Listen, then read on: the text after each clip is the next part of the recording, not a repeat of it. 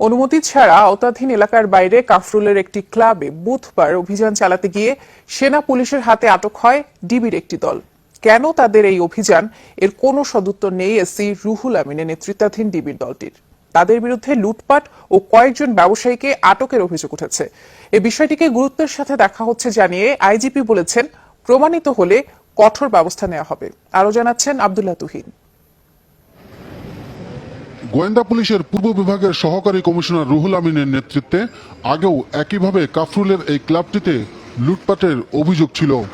ওয়াডিবি সাজ্জায় সায়ায় bank ডাকাতিরা জানি কি করলো। পুলিশ না, ডিবিআই ছিল।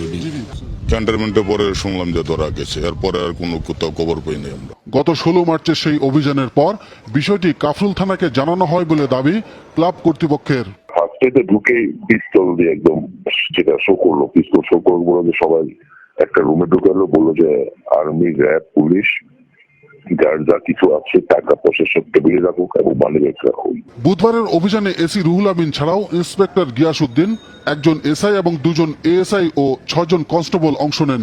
অবৈধ অস্ত্র উদ্ধারের দায়িত্বে থাকা টিমটি অভিযানের ব্যাপারে ডিবি পশ্চিম বিভাগ বা পুলিশের কাউকে কিছু অবহিত করেনি।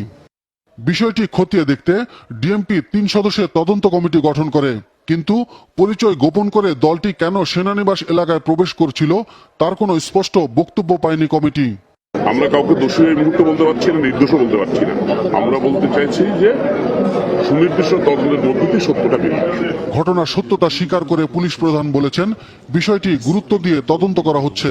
যা বাস্তব, যা সত্য, যা ঘটনা, এগুলো যদি আমাদের পুলিশে কেউ যদি এরকম নিয়ম বহির্ভূত কাজ করে থাকে তাহলে কিন্তু আমরা কঠোর ব্যবস্থা নেব, যেটা আমাদের বিরোধী ব্যবস্থা।